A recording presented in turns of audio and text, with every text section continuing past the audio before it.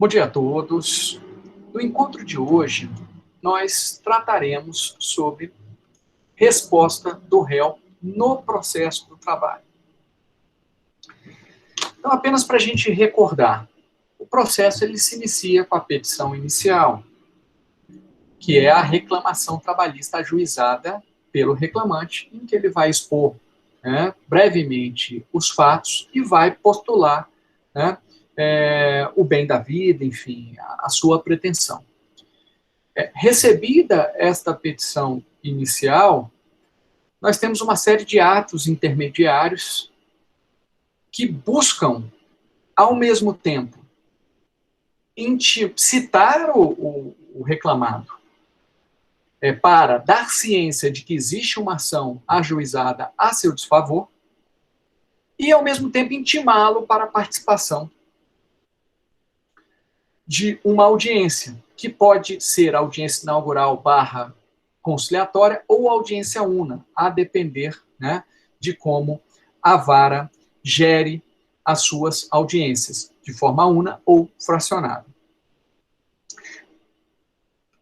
Marcada esta audiência inicial ou de conciliação, ou um segundo tipo, audiência una, as partes devem comparecer a esta audiência, e é nesta audiência que, em princípio, a resposta do réu deve ser apresentada.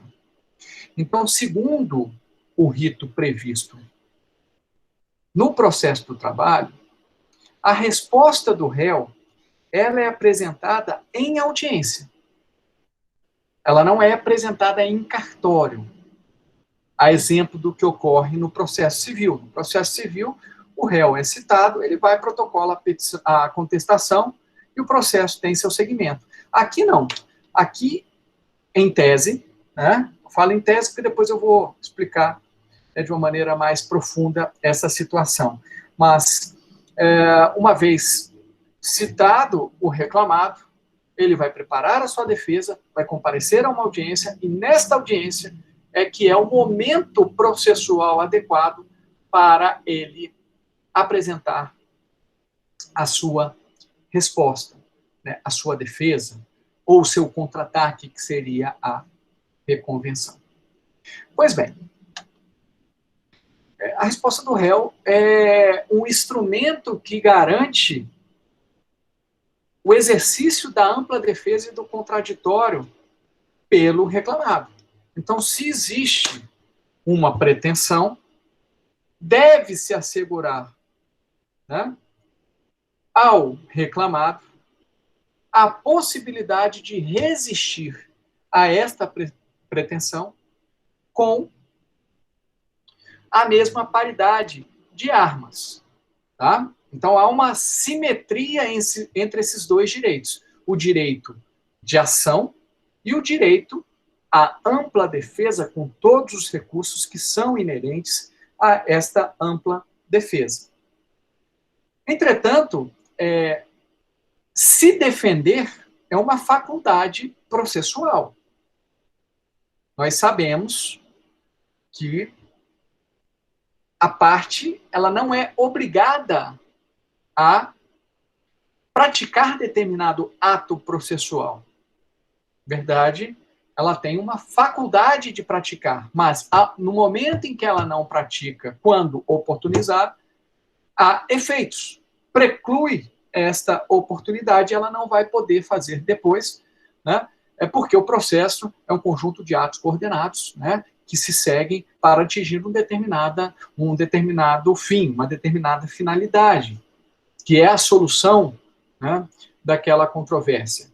Então, nesse contexto, a defesa não é obrigatória pelo réu ou pelo reclamado.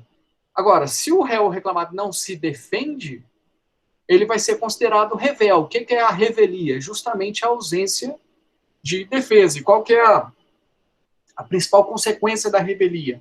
É a presunção de veracidade dos fatos articulados na petição inicial. Então, a partir do momento em que foi dada a oportunidade para o reclamado se defender e ele não o faz, Ele não está impugnando aqueles fatos apresentados pelo reclamante na petição inicial, e esses fatos são considerados presumidamente verdadeiros. É importante observar, entretanto, que a revelia não induz a presunção relativa, ali há uma presunção relativa de veracidade, mas não induz em hipóteses excepcionais, previstas no artigo 844, parágrafo 4º da CLT. Deixa eu ler aqui para vocês. Coloquei parágrafo 5º, né, mas é o parágrafo 4º.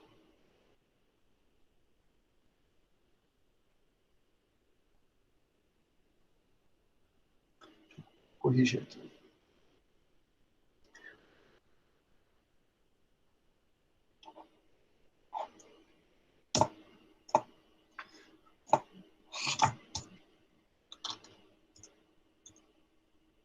Bem, depois eu corrijo o Wi-Fi aqui do teclado.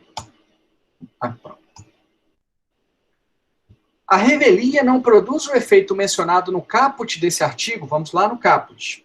O não comparecimento, do 844, né? O não comparecimento do reclamante à audiência importa o arquivamento da reclamação, isso nós já vimos. E o não comparecimento do reclamado importa a revelia, além da confissão quanto à matéria de fato. Confissão quanto à matéria de fato induz uma presunção relativa de veracidade dos fatos. Então, a revelia não induz a confissão e, consequentemente, a presunção relativa da veracidade dos fatos nas hipóteses do parágrafo 4º. Quais são? Havendo pluralidade de reclamados, portanto, mais de um reclamado, se algum deles contestar a ação. Claro, contestar e impugnar especificamente aqueles fatos articulados na petição inicial. Tá? Porque se um dos reclamados, tem 4, 3 são revéis, não apresentam defesa, mas um apresenta defesa, só que ele não impugna os fatos articulados na petição inicial, aqueles fatos vão ser considerados presumidamente verdadeiros por força do princípio, da não observância do princípio da impugnação específica. Este é um aspecto. Agora, se dos 4, 3 não apresentam, um apresenta e impugna os fatos articulados, impugna total ou parcialmente os fatos articulados à petição inicial, então, em relação a este que apresentou a defesa e aos outros 3, não haverá presunção de veracidade, porque aqueles fatos, bem ou mal, foram impugnados por um deles. Então, é isso que trata aqui o inciso 1 do parágrafo 4º do 844.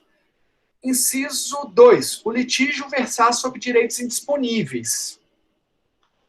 Aqui, assim, carece de interpretação, né? A gente precisa interpretar direitos indisponíveis de quem? Do empregado, do empregador? Na minha opinião, eu entendo que sejam direitos indisponíveis do empregador, porque se o empregador é revel e ele não comparece, aí quer dizer que a gente não vai, né, considerar presumidamente verdadeiros fatos articulados na petição inicial, favorecendo aquele reclamado que não apresentou a defesa? Tá? Então, uma questão mais prática na minha avaliação. Agora, há doutrinadores que entendem que não, que direito indisponível realmente não deve induzir a confissão ficta, porque há o interesse público em investigá-los, embora o reclamado não tenha comparecido e não tenha impugnado. Agora, imagina, tá bom, direito indisponível. Imagina essa segunda hipótese que nós estamos tratando. Não induz confissão ficta quando os direitos são indisponíveis, ainda que o reclamado não compareça. Aí o juiz continua, marca audiência de instrução apenas com o reclamante, porque o reclamado está revel, não está comparecendo.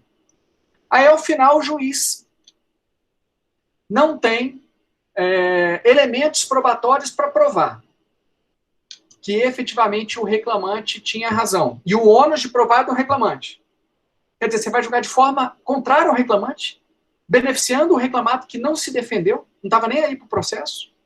Não me parece a conduta mais adequada. Então, eu acho assim, tudo bem, se tratar de direitos indisponíveis do reclamado, às vezes pode ser até o empregado reclamado. né? Um direito de personalidade do empregado que está aqui na condição de reclamado. Aí, tudo bem, não induz à confissão ficta. Mas a gente não pode, o direito não socorre aquele que dá causa, né, a um prejuízo, que no caso é não comparecer em juízo para se defender. Então poderia ser até uma estratégia do reclamado. Opa, como o ônus de provar é do reclamante, há direitos indisponíveis, e falar de direito trabalhista, praticamente todos são indisponíveis, ou muitos são indisponíveis, né? Então eu não vou me defender, porque aí ele que se vire para tentar provar. Pode ser uma estratégia, quando, né, a própria defesa iria deixar claro, né, o direito do reclamante. Então é melhor me ausentar e deixa ele lá se virar, porque ele não vai ter prova, por exemplo, porque é uma relação de emprego doméstico que trabalhava só ele e o patrão na casa. Como é que esse reclamante vai provar isso? É muito complicado, entendeu? Né, um direito de personalidade, né, uma violação ao seu direito de imagem, à sua honra, né, só tal. Então é melhor o reclamado não se defender, poderia ser uma estratégia. Então eu acho que esse inciso 2 ele tem que ser interpretado restritivamente, mas é uma avaliação minha. Tem vários doutrinadores que não fazem essa distinção. Inciso 3, a petição inicial não estiver acompanhada de instrumento que a lei considere indispensável à prova do ato. Então, se para provar o ato precisa de um documento específico, né, então esse documento precisa ser apresentado. Inciso 4, as alegações de fato formuladas pelo reclamante forem inverossímeis ou estiverem em contradição com prova constante dos autos. Então, imagina a seguinte situação, o reclamante diz que trabalhava de 2 da manhã à meia-noite, durante 5 anos. Aí o reclamado já saiu do local em que a prestação de serviço era realizada, ele não é encontrado e a citação foi feita por edital, que é aquela ficção, né? A citação por edital, ela não tem eficiência nenhuma, mas é a única medida para a gente dar continuidade ao processo, depois de tentadas outras formas de citação. Aí o reclamado é revel. Aí vai se considerar presumidamente verdadeiro que o cidadão trabalhava durante 5 anos de 2 da manhã à meia-noite. Isso é completamente inverossímil, completamente improvável. Não faz sentido nenhum. Então, esse inciso 4 ele é muito importante para evitar também aventuras processuais do empregado. Às vezes o empregado sabe que a empresa fechou as portas, que ela está em local não sabido, incerto, e fala, opa, vou aproveitar então, vou, né, aumentar bastante aqui o que eu tenho direito, né, porque há uma grande chance do reclamado não se defender, não ser citado, digamos, de forma eficiente, né, que haja uma citação por edital, e aí vai ser considerado presumidamente verdadeiro e eu vou ganhar na lota. Então, esse parágrafo, esse inciso 4, ele é muito interessante, eu já, né, de alguma forma, já me vali dele algumas vezes. Teve um caso, por exemplo, senhores, que era de um motorista, e aí, assim, eu vi que essas partes, tanto o reclamante como o reclamado, eram de uma região administrativa aqui de Brasília, digamos, não tão nobre. Tá? Então, há presunção, tá? Não é, obviamente, de forma absoluta. É que eles também não tinham uma situação financeira tão significativa, ambos, né? E aí ele vem dizendo que ele tinha sido enganado, que ele foi contratado como motorista e que tinham prometido para eles 30 mil reais e que a pessoa que o contratou tinha dito que era um ministro do Supremo. Uma confusão, gente, não tinha assim, a história não tinha pé nem cabeça, né? E feita a instrução, porque na verdade o reclamado foi revel, mas eu ouvi de todo modo, eu quis ouvir, porque a história era tão inverossímil que eu quis ouvir o reclamante, né? E aí ficou claro algumas coisas que realçaram a falta de veracidade do que estava sendo alegado. O que saiu do processo é que os dois se conheciam da igreja, então como é que o reclamado tinha dito que era ministro supremo? Como se também, né, não fosse possível checar essa informação. Eles se conheciam da igreja, eram amigos e de repente tiveram algum problema, Parece até que realmente o reclamado tinha contratado os serviços dele, né, para ajudá-lo num período aí, 1, 2 meses, como motorista. Mas não a 30 mil reais, né, assim, que é um valor que, porque parece que ele tinha prometido um salário de 15 mil, mais 15 mil de ajuda de custo, sabe? Então, assim, eu até reconheci o vínculo, porque não tinha nada que informasse que não havia essa prestação de serviço, então nisso era algo verossímil, mas o salário estava completamente fora da realidade. Não dava para acreditar que, né, um motorista, né, o que dava, assim, o que eu cheguei a pensar que tinha acontecido é que o autor era um motorista de Uber e o camarada estava pedindo alguns serviços para ele, mas isso também não estava claro no processo e o reclamado era revel. Então deu para resolver nesse caso. Teve um outro caso em que ele dizia que trabalhava 24 horas por dia. Aí ele explica porque que ele trabalhava. Não, porque eu durante o dia eu era servente de obra e durante a noite eu ficava dormindo lá no local e tomava conta da obra. Isso acontece mesmo. Mas aí eu entendi, também houve revelia, mas aí eu entendi que era uma espécie de um regime de prontidão, né? Que ele não estava lá à disposição 24 horas, ele não estava lá trabalhando efetivamente 24 horas, ele trabalhava durante um período de manhã e à tarde, e depois ele ainda, né, fazia algumas atividades relacionadas à guarda dessa obra, fechava portão, aquela coisa toda, mas à noite era como se fosse um regime de prontidão. Ele ficava lá dormindo, né, cuidando, fazendo as suas atividades particulares. Então não dava para reconhecer que ele estava trabalhando 24 horas. Tá? Mas é isso.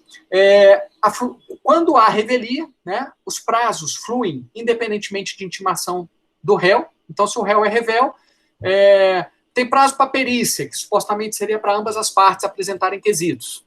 Como ele é revel, ele não está lá, os prazos vão fluindo. Né? Então, intima só a parte que se encontra no processo e, obviamente, o reclamado ele pode atuar no processo, ainda que ele tenha sido revel, a partir do momento que ele, né, compareça e se faça presente. Né? Mas o que passou, passou. A única exceção, né, para quem vai fazer concurso, eles adoram cobrar essa exceção. A única exceção de ato que precisa intimar o reclamado revel é a exceção relacionada à sentença. Tá? A sentença trabalhista,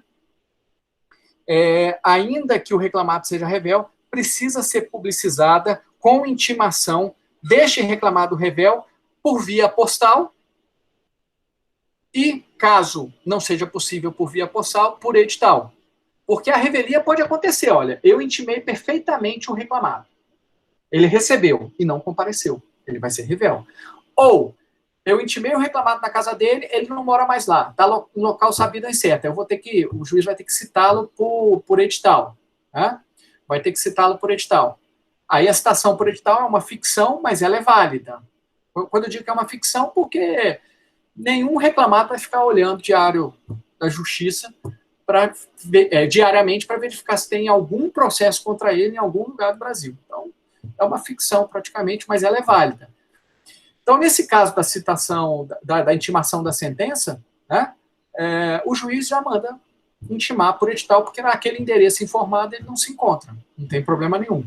Mas se por acaso o reclamado ele foi citado regularmente naquele endereço, quando o juiz for intimá-lo da sentença, ele vai intimá-lo de forma postal naquele endereço. Pode até mandar um oficial de justiça também. Se não for possível, porque aí sim, entre o ajuizamento da petição inicial ou a primeira citação e a sentença, ele já saiu daquele local, aí o juiz faz por edital. E a revelia induz, né, o julgamento antecipado da lide. Tá? Então, em princípio, uma vez que o reclamado é revel, o juiz já pode encerrar a instrução e já marcar julgamento para julgar. Porque se ele é revel, os fatos não foram impugnados, há presunção de veracidade, não há o que se produzir de prova, ele pode julgar de forma antecipada. Mas o juiz pode, se quiser, mesmo com a revelia, ele pode ouvir o reclamante, querer ouvir uma testemunha, sim, o juiz tem liberdade para produzir as provas. Ele só não é obrigado. Ele só não é obrigado, tá bom? Bem, qual é o prazo para a resposta do réu? Qual é o prazo para a resposta do réu? E isso vale... Tá, depois eu explico. Com exceção da incompetência territorial, tá? Que tem um rito próprio a partir da reforma trabalhista. Mas, em geral, na modalidade de resposta mais utilizada, tá? Que é a contestação, na reconvenção, ou até na revelia, nós temos dois prazos que precisam ser conhecidos. Vocês não vão encontrar isso nos livros. Isso daqui fui eu que fiz para facilitar a compreensão dos senhores. Nós temos um prazo preparatório, que é o prazo que se deve ter entre a citação do réu e a audiência em que ele deve apresentar a sua resposta, de no mínimo 5 dias. Se lembra do interstício mínimo de 5 dias, do artigo 841 caput? Vamos lá voltar para o 841 caput.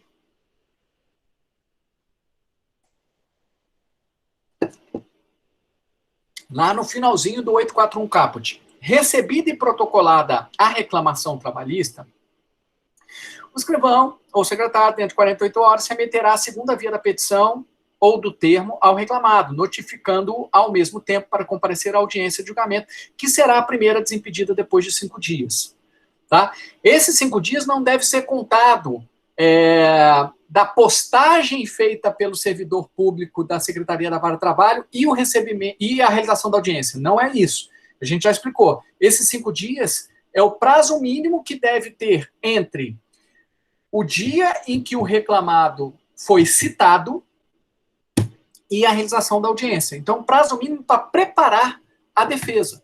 Ele vai ler a petição inicial, se for o caso, ele vai contratar um advogado, vai fazer uma entrevista com o advogado, né, fazer uma reunião, enfim, vai reunir a documentação, ele tem que ter um prazo para isso.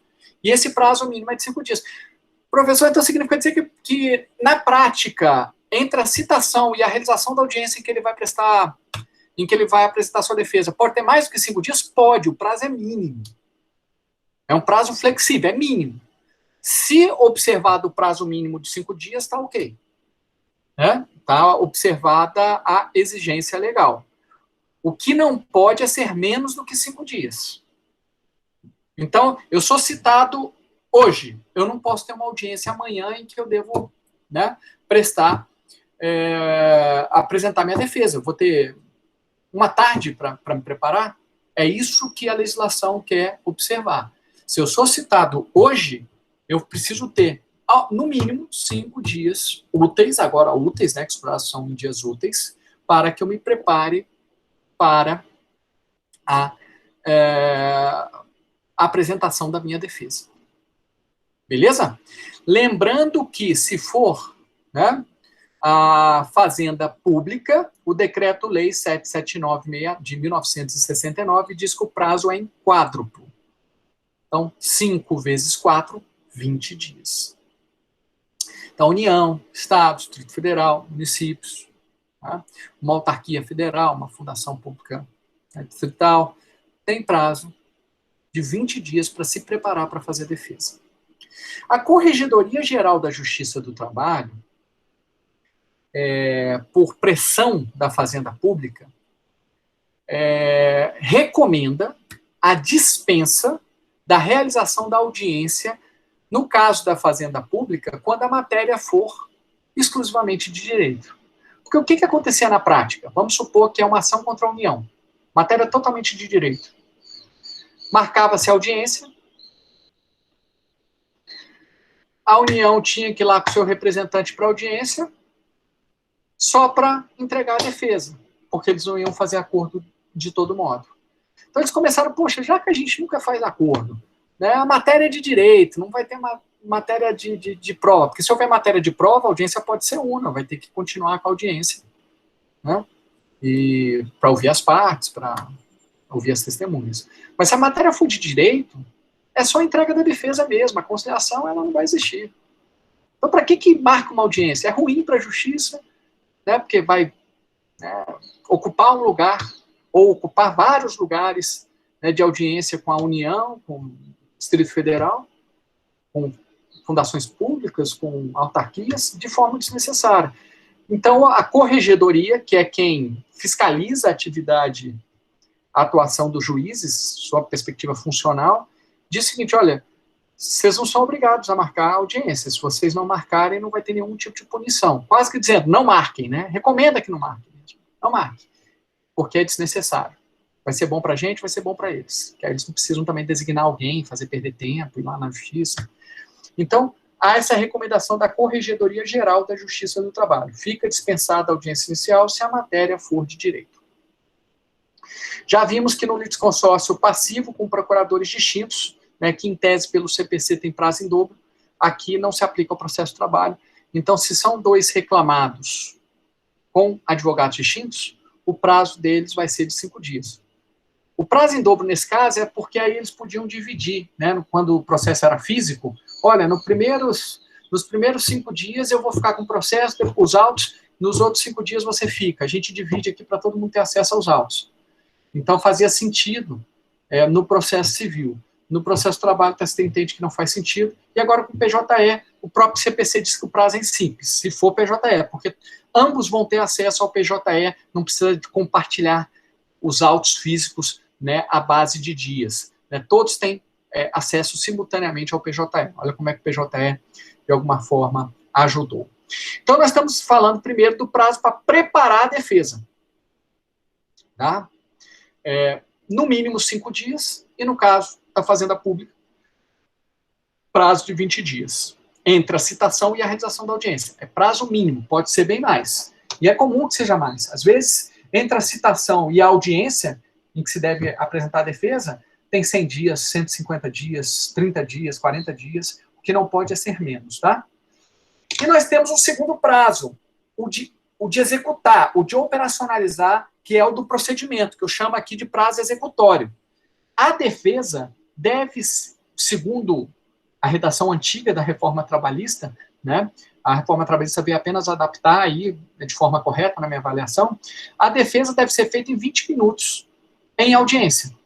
Então, voltamos aqui à audiência. Então, chegamos lá, né, foi feito o pregão, primeira tentativa de conciliação frustrada, leitura foi dispensada da petição inicial, juiz se dirige ao reclamado, doutor, defesa. Então, a ideia do legislador de 1943 é que, neste momento, né, o reclamado, sem advogado até, ou com advogado, exercício do juiz postulante de uma faculdade, chegaria e começaria a, não concordo com isso, concordo com aquilo, não sei o quê, o secretário de audiência ia digitando, teria 20 minutos para fazer isso. Uma defesa oral, reduzida a termo, que obviamente precisava ficar documentado no processo.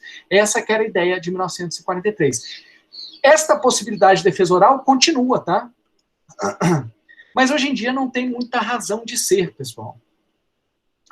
Porque a petição inicial escrita, às vezes trata de temas extremamente complexos, né?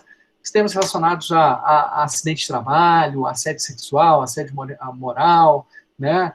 A questões relacionadas à segurança da empresa, a questões muito específicas do faturamento da empresa. Então, você optar por fazer de forma oral é um risco muito grande de você não impugnar especificamente os fatos, e com isso, né, um risco dos fatos articulados na petição inicial serem considerados presumidamente verdadeiros. Então, embora ainda haja essa faculdade, hoje, no grande universo de contestações e de defesas apresentadas, elas são feitas de forma escrita.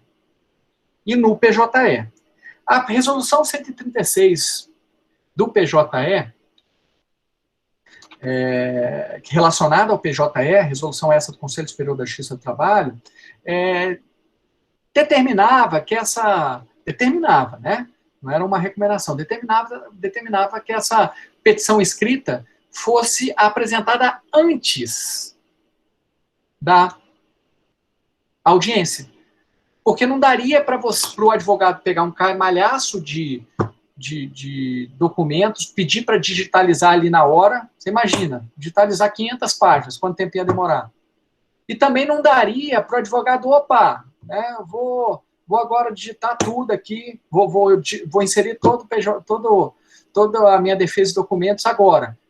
Tem que indexar os documentos, isso é um procedimento demorado. Então, uma audiência que demorava com a contestação física, né, em papel, demorava cerca de 3 minutos, ia demorar, né, 3 horas, uma audiência inaugural. Então, não faz muito sentido isso. Aí, a resolução 136 do Conselho Superior da Justiça do Trabalho pedia para que se apresentasse no PJE, já inserido no PJE, digitalizado, tudo certinho, a contestação com 1 hora de antecedência da audiência.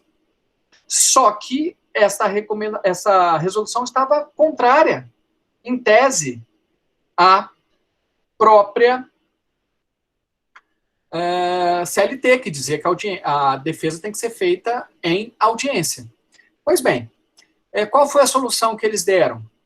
Foi feita uma alteração, né, em 2019, salvo o melhor juízo, já na resolução 187, que substituiu a resolução 136, no sentido de que a contestação e reconvenção, com os respectivos documentos, deverão ser protocolados até a realização da proposta da conciliação.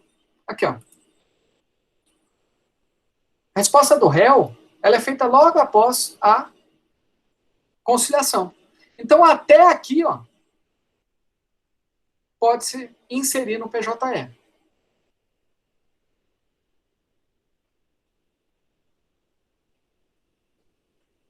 Mas existe uma recomendação que se faça com uma antecedência de 48 horas. Porque ele até pode inserir no momento, mas vai ter que usar equipamento próprio. Vai ter que usar um laptop.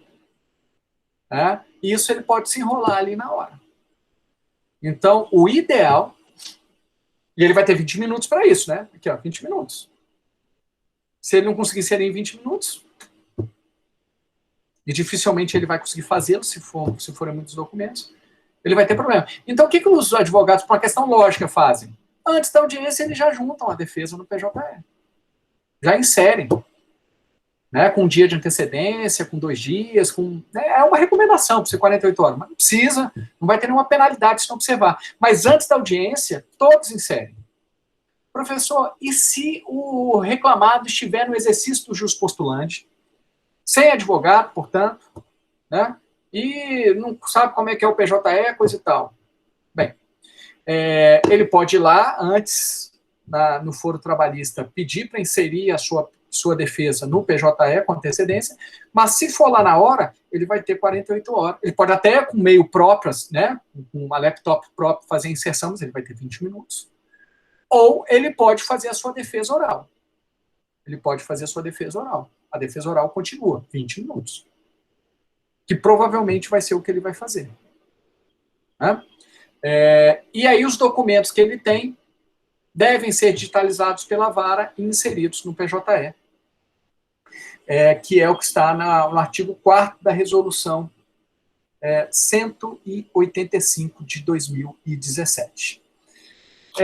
Em relação ao formato, né, da contestação, dos documentos inseridos, o presidente do Conselho Superior da Justiça do Trabalho definiu, né, qual é o tamanho e o formato do arquivo. Então, isso já está previamente definido.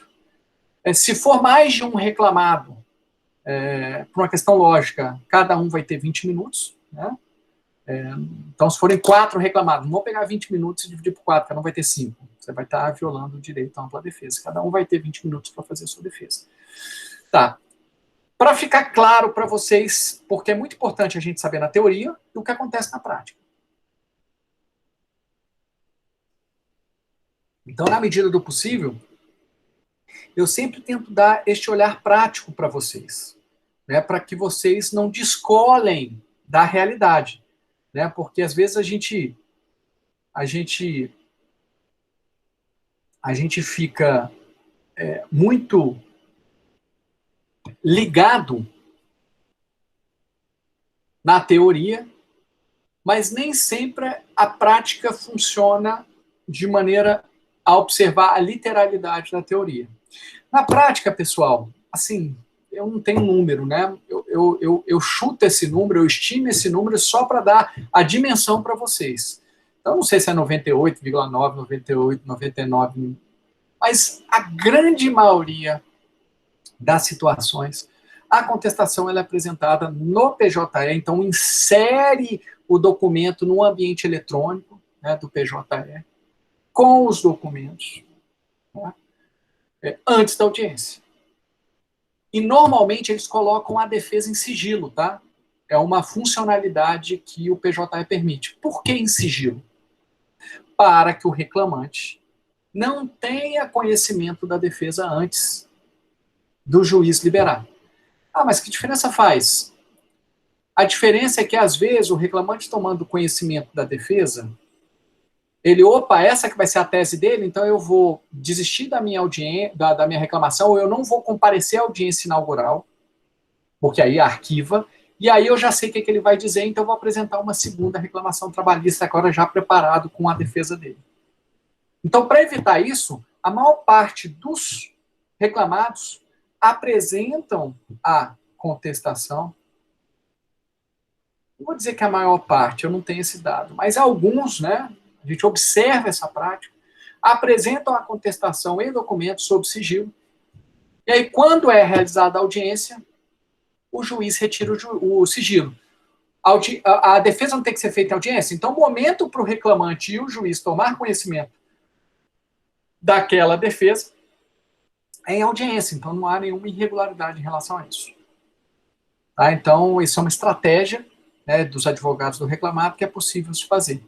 Coloca sob sigilo, no momento oportuno em que a defesa deve ser feita, esse sigilo é retirado e aí o reclamante vai ter acesso. Beleza? E não vai poder mais usar qualquer tipo de expediente ou manobra para arquivar a ação trabalhista e entrar com outra. Pelo menos de maneira unilateral. E aí, quais são as modalidades de defesa, ou de resposta, melhor dizendo, né? Porque resposta é o termo mais abrangente. Defesa seria apenas a contestação e as exceções. A resposta também nós temos a reconvenção e até, né, uma ausência de apresentação de defesa, que seria um reconhecimento expresso, uma revelia, um reconhecimento expresso do direito do autor. Então, resposta é o termo que abrange todas as posturas que o réu pode ter diante de uma pretensão deduzida em desfavor dele. A primeira modalidade, que é a mais importante, contestação. Nós temos ainda a reconvenção, que é um contra-ataque, né? O réu se aproveitar daquela relação processual instaurada e apresentar uma demanda contra o reclamante, só para vocês entenderem de maneira mais clara. Depois nós iremos tratar também de uma maneira mais profunda sobre cada uma dessas modalidades. Mas a reconvenção é um contra-ataque, é uma ação do réu em desfavor do autor dentro da mesma relação processual. Se o réu não quiser utilizar a mesma relação processual, ele vai poder ajuizar uma segunda ação. Então, vai ter uma ação do reclamante contra o réu e vai ter, num segundo processo, uma ação do réu originário contra o autor. Mas, por uma questão de celeridade, pode-se fazer tudo isso no mesmo processo. É basicamente isso. Nós temos exceções, que são de incompetência territorial, suspeição e impedimento. E nós temos uma outra modalidade, que é o reconhecimento do pedido do autor, que pode ser de forma expressa, praticamente impossível no processo, é muito raro um reclamado chegar e falar assim, não, realmente eu devo isso tudo, mas não tem dinheiro para pagar. Acontece. Normalmente acontece quando o reclamado vem no jus postulante, né, vem de boa fé, não conversou com o advogado antes, né, ele, tive dinheiro para pagar, infelizmente, tal. Mas tem uma outra modalidade que é de forma tácita, é simplesmente não apresentar defesa. Ele está reconhecendo o pedido do autor. pelo menos os fatos, que seria a revelia. Ele não está se defendendo, ele não está impugnando nada. Tá? Então, são esses 4 tipos de resposta que nós temos no processo do trabalho.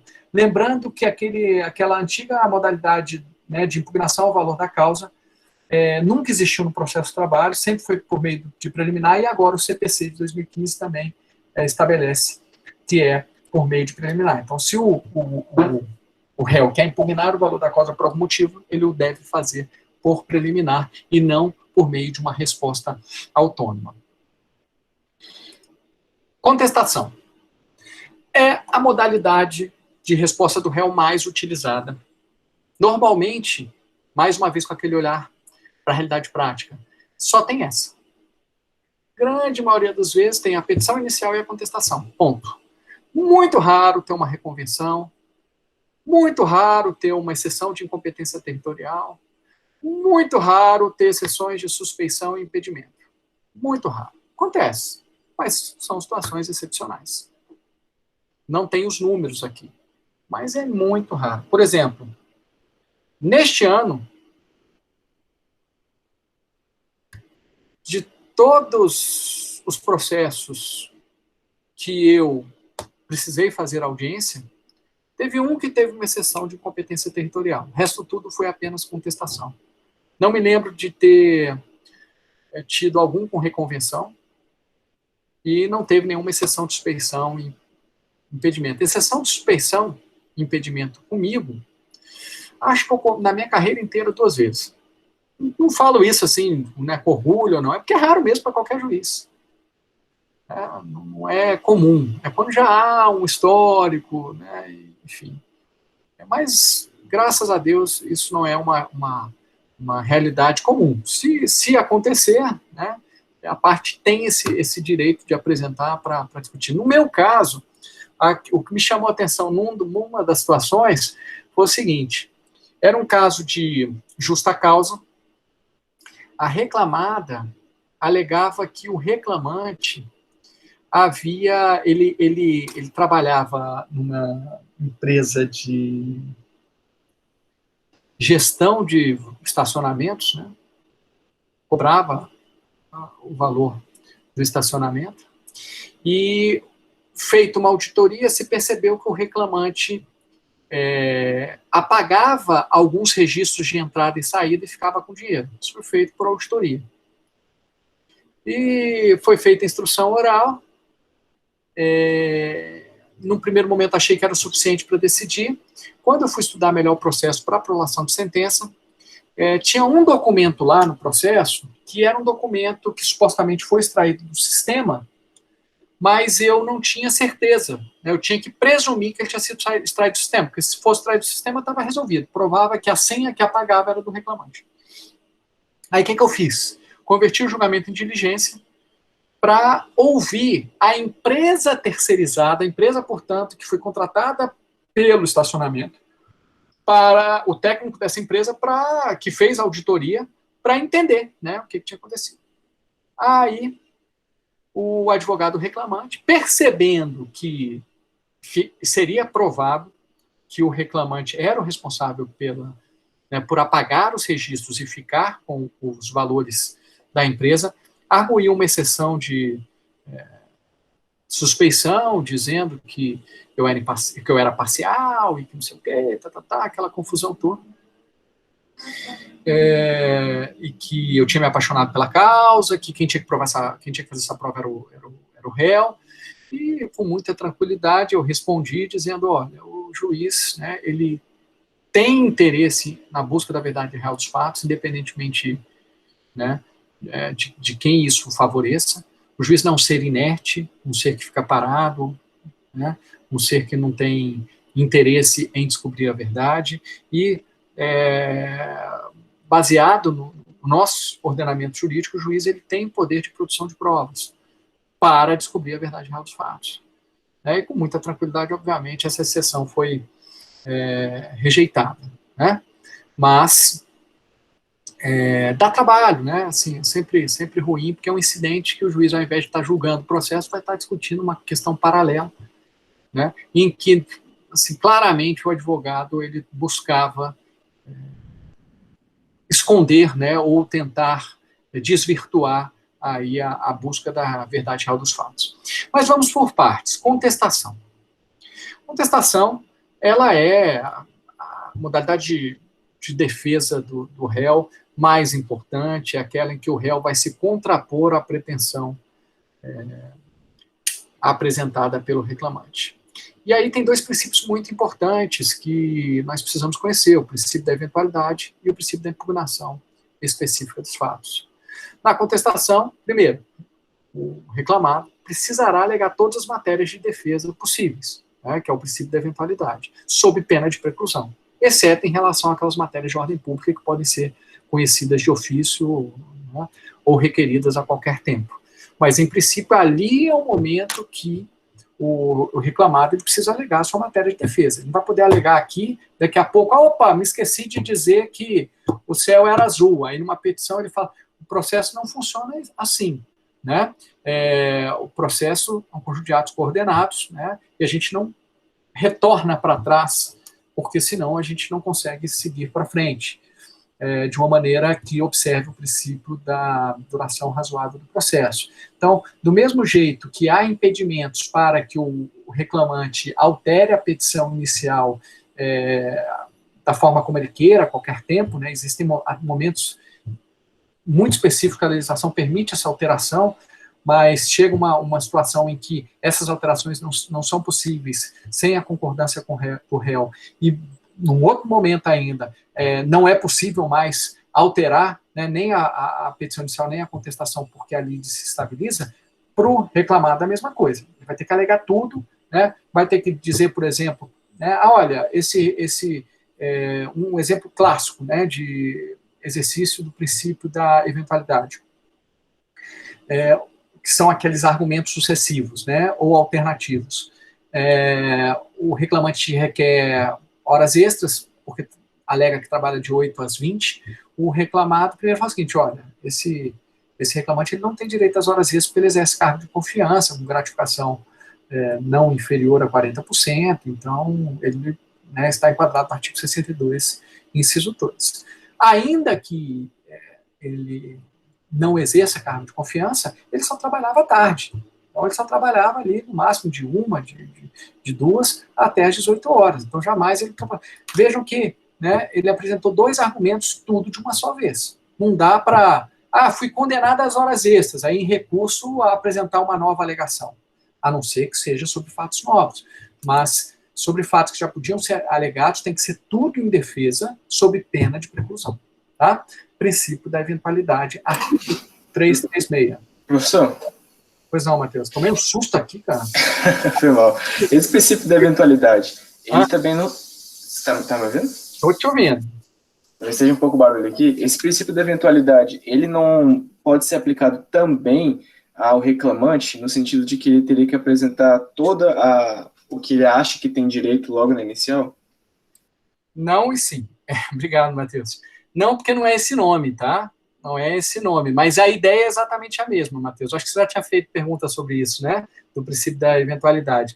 Mas é porque eu tinha confundido o princípio da eventualidade com a impugnação específica, por isso que eu estou refazendo. Em princípio, ele não tem esse nome, né?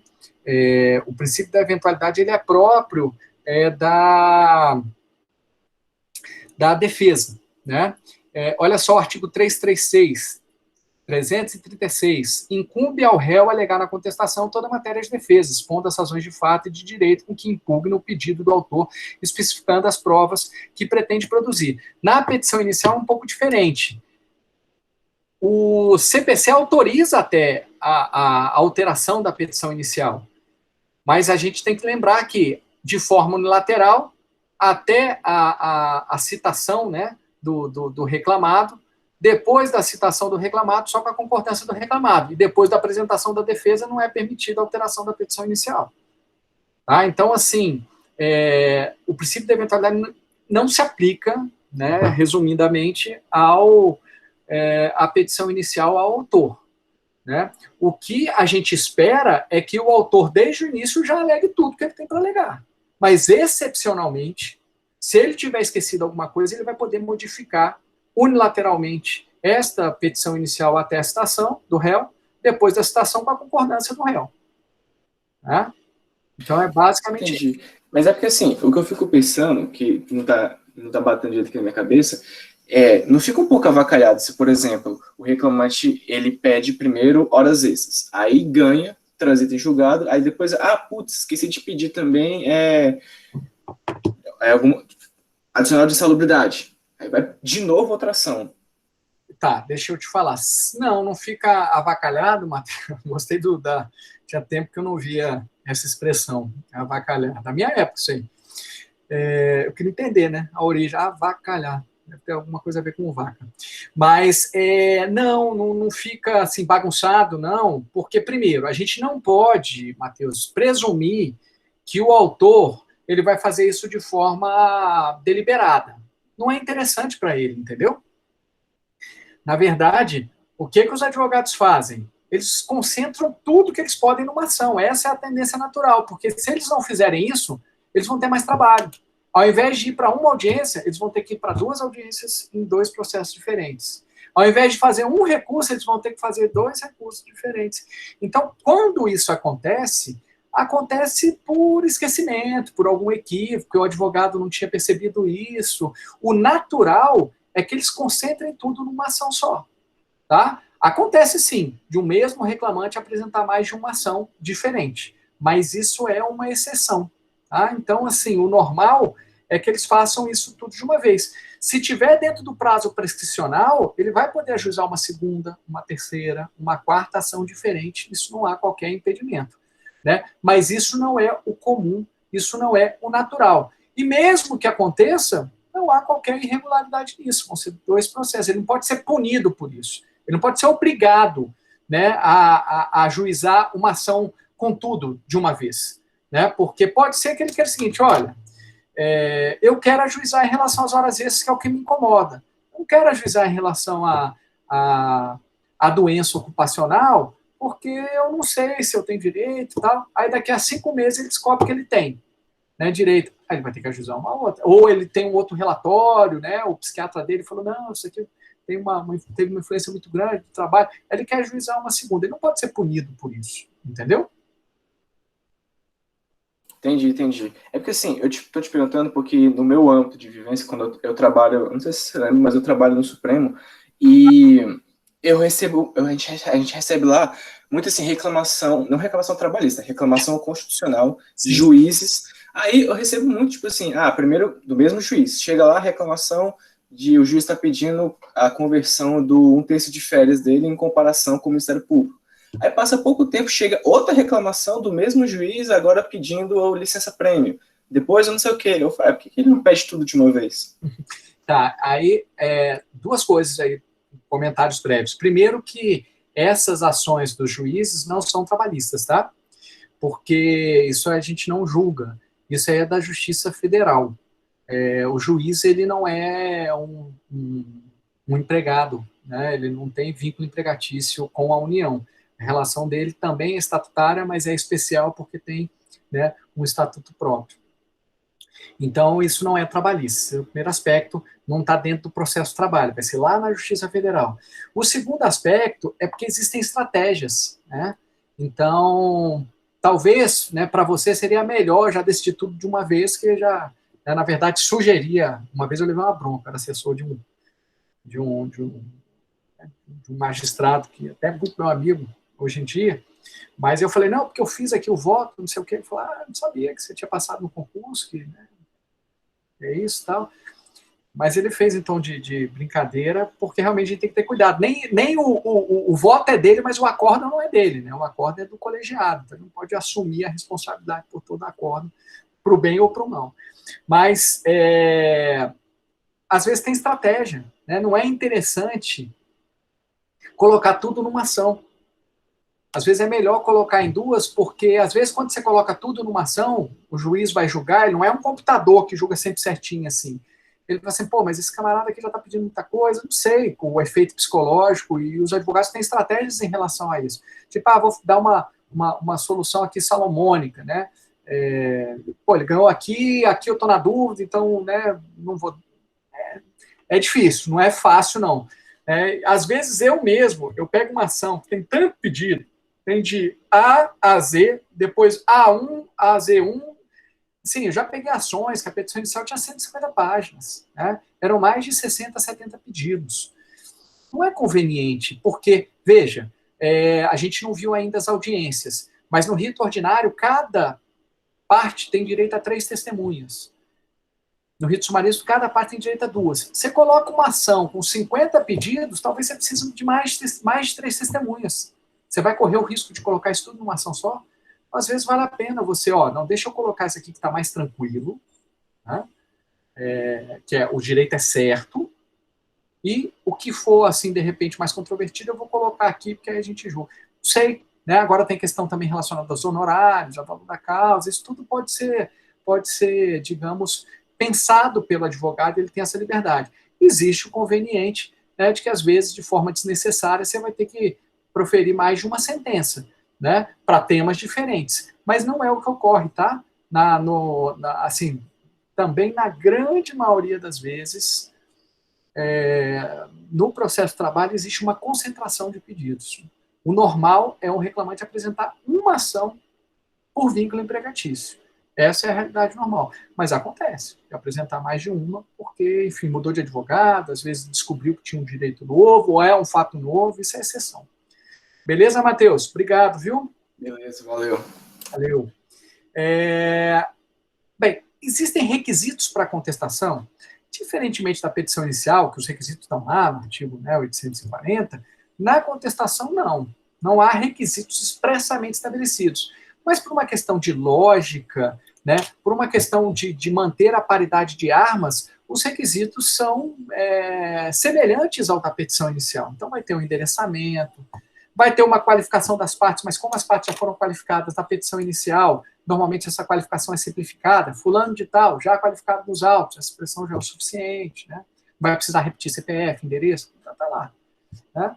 E vai ter mais ou menos a mesma estrutura, né? Vai ter lá dos fatos, do direito, do alegado pelo reclamante, tem muitos advogados que fazem assim, do alegado pelo reclamante, aí resume tudo que foi alegado pelo reclamante. Aí daqui a pouco vem aí a impugnação em relação a isso. Tem uns que colocam impugnação específica dos pedidos, pedido por pedido, né? Já fizeram isso lá no bojo, aí fazem de novo para não correr o risco de não ter a impugnação específica, enfim. Lembrando, né, desse segundo princípio, que os fatos não impugnados especificamente são considerados presumidamente verdadeiros, artigo 341. Então, se o reclamante está dizendo que trabalha de 8 às 20 e o reclamado não fala nada sobre isso, presume-se verdadeiro que ele trabalhava de 8 às 20. E o fato presumidamente verdadeiro é um fato confesso, né, que não precisa de prova. Então, nem precisa produzir mais prova de horas extras, de extrapolação de jornada, porque está presumidamente verdadeiro que ele trabalhava de 8 às 20. Beleza? Peguei um caso recentemente em que o autor foi mandado embora por justa causa, ele entra com uma ação para converter a dispensa por justa causa, por iniciativa do empregador, em uma dispensa sem justa causa. Na defesa, o reclamado ele estabelece indica uma série de faltas cometidas pelo reclamante. E, em réplica, o reclamante não impugnou essas informações, esses documentos. Documentos também não impugnados especificamente são considerados presumidamente verdadeiros. Então, depende de quem apresentou e de quem deveria impugnar. Né? Então, isso vale para o autor e vale para o réu. No caso aqui, na defesa, além dos fatos, o reclamado vai ter que impugnar os documentos também, porque senão vão ser considerados presumidamente verdadeiros, se ele não impugnar especificamente. Não vale impugnação genérica, tá? Tipo, o reclamante diz que trabalhava de 8 às 20. Aí o reclamado, na contestação, diz o seguinte: não, ele não trabalhava de 8 às 20. Não, ele não trabalhava naquela jornada. Não, ele não tem direito às horas extras. Isso é impugnação genérica. Ele vai ter que impugnar especificamente. Não trabalhava de 8 às 20, porque trabalhava de 8 às 18, com 2 horas de intervalo. Aí é uma impugnação específica. Tá? Então tem que tomar muito cuidado com essas impugnações. Simplesmente negam o fato. Ah, não é isso. Não. Tá? Então tem que realmente ter esse cuidado. A estrutura da contestação. A exemplo do que eu falei da petição inicial, das audiências, assim, aqui não é que toda contestação vai ter essa estrutura, são possibilidades. O normal, só para vocês terem ideia, é que as contestações venham apenas com a contestação direta do mérito. Quando muito, com uma arguição de prescrição. Esse é o normal. Tá? Mas pode ser que venha uma contestação contra o processo. Então, quais são as possibilidades? Que haja uma contestação contra o processo e uma contestação de mérito. Na contestação contra o processo, o reclamado poderá arguir defeitos, né, da petição inicial, do exercício daquele direito de ação, da própria ação, né, que são preliminares.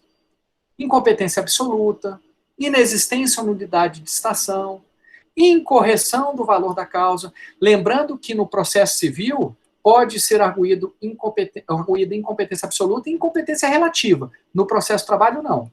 Em preliminar, só incompetência absoluta. Incompetência absoluta. Porque a incompetência relativa, ela deve vir no rito próprio, que é da exceção de incompetência. Tem prazo de 5 dias da citação. Então, se eu quero apresentar uma arguição de incompetência territorial reclamado, da minha citação eu tenho 5 dias para apresentar essa exceção.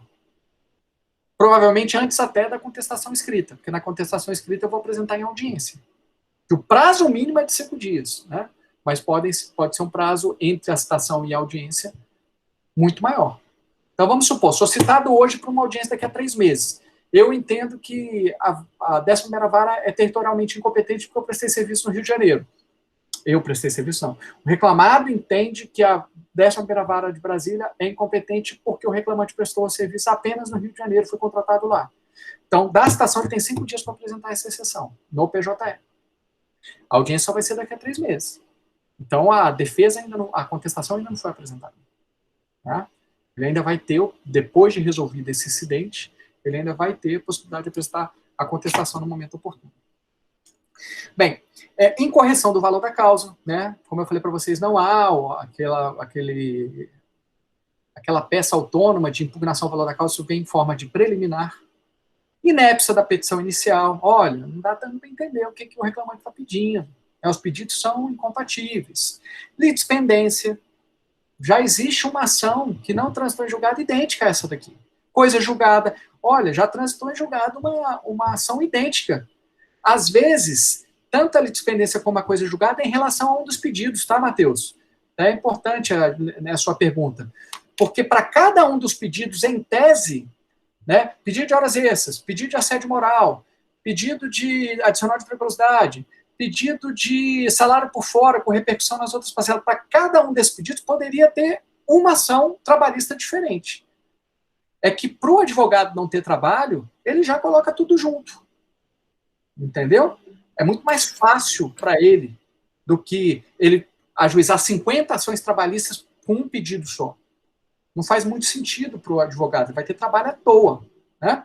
Então, pode ser que num dos pedidos já tenha coisa julgada. Pode ser que num dos pedidos tenha litispendência. Aí lá na preliminar ele vai dizer, olha, este pedido tem que ser extinto sem resolução de mérito, porque, né, essa questão já foi decidida, né, em outro processo que era idêntico a esse daqui. Em relação àquele pedido, claro. Né? Então tinha tríplice aqui identidade, autor, causa de pedido e pedido. O autor já ganhou isso aqui, ou já perdeu isso aqui. Então tem que ser extinto sem resolução de mérito. Isso é uma contestação contra o processo. Professor, pois não. O reclamado ele pode ser assistido pela Defensoria Pública? Então, eu vou te dizer em tese e eu vou te dizer o que eu não sei. É o que eu acho, né? Em tese, sim. A Defensoria Pública deve assistir qualquer pessoa que necessite de benefícios da justiça gratuita. Isso é o que está na Constituição. Se a pessoa não tem recursos, tanto a pessoa física como a pessoa jurídica, a Defensoria Pública deve prestar esse serviço. O problema é que a Defensoria Pública não tem servidores suficientes para atender todos que precisam de assistência gratuita. No primeiro momento, a Defensoria Pública só estava atendendo empregadas domésticas. Ponto. Só atendia isso, porque não tinha condições. Depois eles abriram mais, né? Mas, em princípio, até onde eu sei, eles só estão atendendo pessoas físicas. Então, o reclamado, se for pessoa física, especialmente se for o próprio empregado, sem recursos, em tese não há qualquer impedimento para a Defensoria Pública atender. Né? Eu pergunto porque assim, a Defensoria Pública ela pode fazer uma impugnação genérica, não? Pode, não sei, tem que ver. Depois você procura para mim. Eu estou tentando resgatar aqui de cabeça. Acho que sim. Tá? Mas isso é uma exceção, da exceção, da exceção. Né? Primeiro que eu nunca vi a Defensoria Pública na prática, na condição de assistente do reclamado, né? Digamos assim. Normalmente eles vêm ajuizando a ação para o reclamante. Mas, em tese, é possível que sim, né, elas atuem no polo passivo, né, assistindo algum reclamado.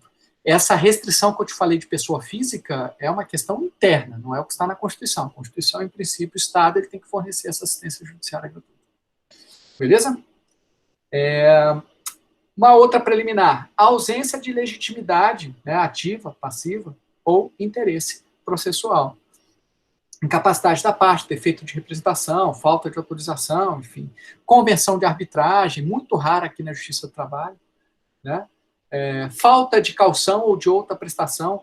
Lembrando que o artigo 844 diz que se o reclamante deixar arquivar a ação trabalhista que não compareceu à audiência inaugural ou UNA, ele vai ter que recolher custas, ainda que beneficiado da justiça gratuita, e somente vai poder ajuizar uma segunda ação, se ele tiver recolhido essas custas. Então, aí, ó, falta de caução. O reclamado pode arguir isso. Só que a gente já discutiu isso no encontro anterior, com o entendimento de que, olha, você não pode exigir que o beneficiário da justiça gratuita recolha custas. Não se trata de uma punição. Né?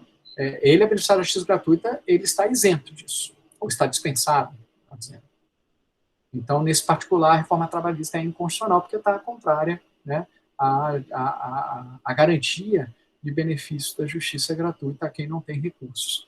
Lembrando também que no caso de perempção, nós não temos aquela perempção do processo civil, ajuizou 3 ações, deixou extinguir essas ações por 3 vezes, e aí não vai poder ajuizar uma 4ª ação. A gente não tem essa figura no processo do trabalho, porque a gente tem uma perempção provisória dos artigos 731 e 732 da CLT, que é quando ele deixa arquivar por 2 vezes a ação trabalhista, por não comparecer à audiência inaugural, ele fica 6 meses sem poder ajuizar uma 3ª ação. Tem que esperar 6 meses para ajuizar.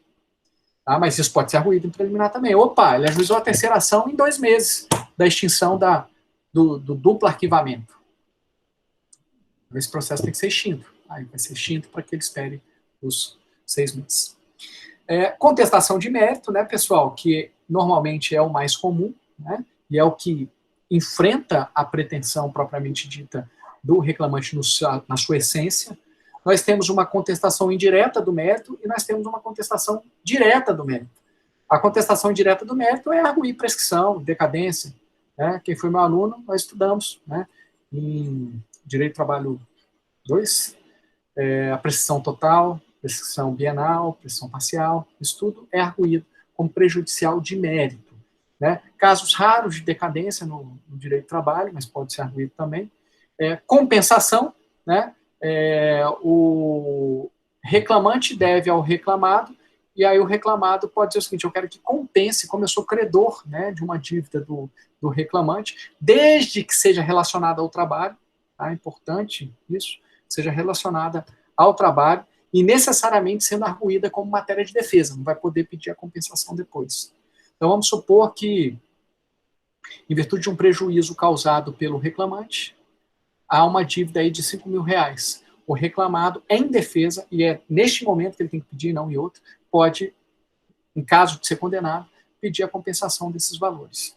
Né? É uma dívida decorrente da relação de emprego. Aí, se for uma dívida que não decorra da relação de emprego, que eles têm uma relação extralaboral, não, aí não pode compensar. Tá? Não pode compensar. Por exemplo, o reclamante pediu demissão, o reclamado exigiu que fosse cumprido o aviso prévio, o reclamante não cumpriu o aviso prévio. Tá? Então, em tese, o reclamado tem direito ao valor correspondente ao aviso prévio do reclamante, ele pode pedir para compensar. Retenção Retenção é muito semelhante à compensação, mas é o seguinte, vamos supor que o reclamado tem uma dívida, perdão, o reclamante tem uma dívida com o reclamado.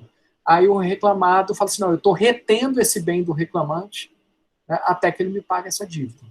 Também em matéria de defesa, é uma coisa mais rara de acontecer, porque que bem que o reclamado pode reter do reclamante. Pode também soar arbitrário, a depender do tipo de bem, né? Mas, em tese, está prevista aí no 767. Não me recordo de situações como essa de retenção na minha vivência prática. Já a dedução é mais comum, não precisa ser matéria de defesa, pode até ser, né? Mas o juiz pode, inclusive, acolher de ofício. A dedução é para que o reclamante não enriqueça ilicitamente. Então, vamos supor que o reclamante está pedindo horas extras de 8 às 20 horas, né? Assim, a extrapolação da jornada de trabalho, considerando os horários de 8 às 20 horas. Só que o reclamado pagou lá algumas horas extras, não de 8 às 20, né, mas pagou aí 15 minutos um dia, 20 no outro e tal. O que o juiz de ofício pode fazer, ou o reclamado pode arguir? Eu quero que deduza os valores pagos sobre os mesmos títulos. Se ele está pedindo mais, de 8 às 20, e eu paguei menos, eu quero que esses valores que eu paguei sejam deduzidos dessa dívida maior, porque do contrário ele vai estar tendo duplo enriquecimento, o bis in idem, é um enriquecimento ilícito. Então, tá bom, eu devia 100, paguei 20, eu quero que deduza esses 20 desses 100, eu vou pagar os outros 80, né, porque aí 80 mais 20 dá os 100 que eu devia de acordo com a sentença, beleza? A compensação e a retenção são matérias de defesa, precisam ter relação com o trabalho. Ou seja, se não arguir em defesa, o juiz não vai poder acolher isso de ofício depois. Tá? Já a dedução, não.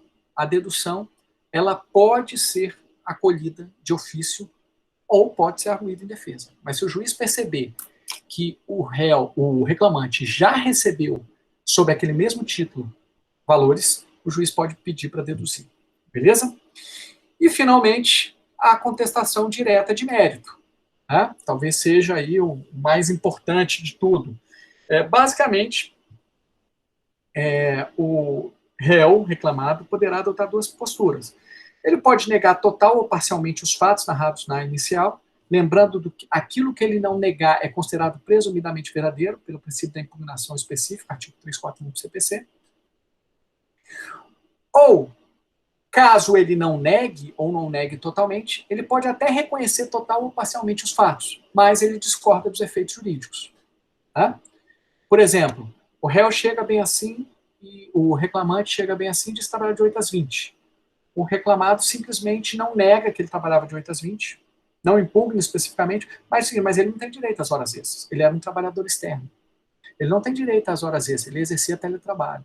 Ele não tem direito às horas extras, ele exercia um cargo de confiança que o enquadrava no artigo 62, incisos 2 a 70. Então, ele não tem direito às horas extras. Então, veja, ele não negou os fatos, mas discordou dos efeitos jurídicos, apresentando aí, né, alguma razão impeditiva, extintiva ou modificativa da pretensão deduzida na petição inicial.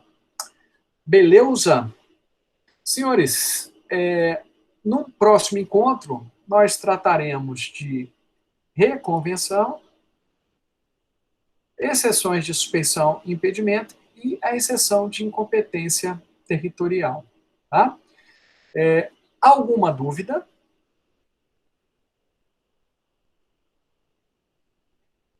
Alguém quer perguntar alguma coisa? Tá tudo claro? Tá bom, então, pessoal. Então, bom final de semana, tá? Descansem e se cuidem. Um grande abraço aí a todos.